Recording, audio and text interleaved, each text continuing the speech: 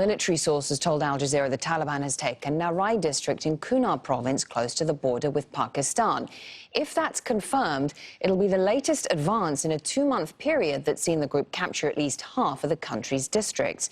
Further east, in Herat, working life has ground to a halt because of an overnight curfew that was brought in this weekend.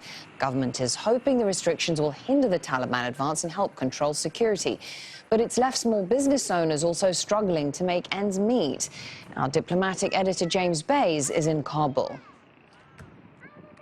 It seems more bad news for the Afghan government. Narai district in Kunar province in the east of Afghanistan appears to have fallen to the Taliban. No official confirmation from the government side or the Taliban, but Al Jazeera has spoken to local sources, spoken to military sources who are prepared to speak off the record. Now, districts in Afghanistan, there are about 400 of them, are relatively small, but this is important, I think, strategically, because a mountainous area, but it's right close to the border with Pakistan.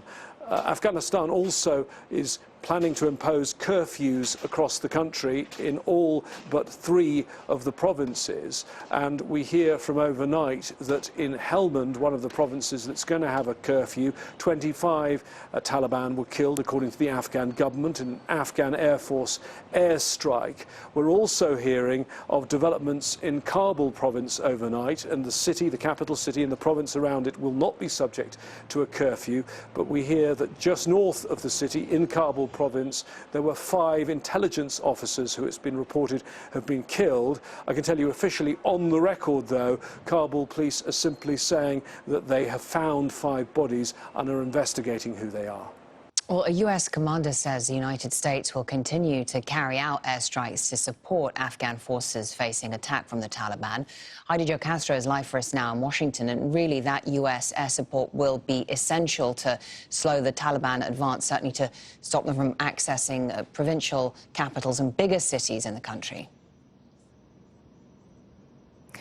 Maryam, the U.S. is certainly concerned about the Taliban's advances that really started after the U.S. announced its troop withdrawal, with 95% of U.S. troops already having left the country. President Biden is politically committed to having all U.S. boots out of the country by August 31st. But certainly there is this concern about the Taliban's latest advances. And a top U.S. general speaking in Kabul on Sunday said that the U.S. is stepping up its support for airstrikes to cover the Afghan military forces. He did not voice regret for the withdrawal, but he also did not say just how long this stepped-up air support would continue. The United States has increased airstrikes in the support of Afghan forces over the last several days, and we're prepared to continue this heightened level of support in the coming weeks if the Taliban continue their attacks. We continue to provide contract maintenance and logistics support here in Kabul to maintain Afghan defense capabilities, including our aviation capability.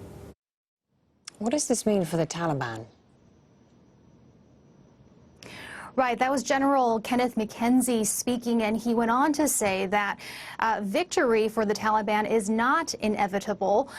He said that in the coming days and weeks, it would likely become clear whether the Afghan government would be able to defend the country against the Taliban, but he said that would be a difficult road, and he said that he thought a political solution still remains possible, even as peace talks between the two sides last weekend failed to reach an agreement.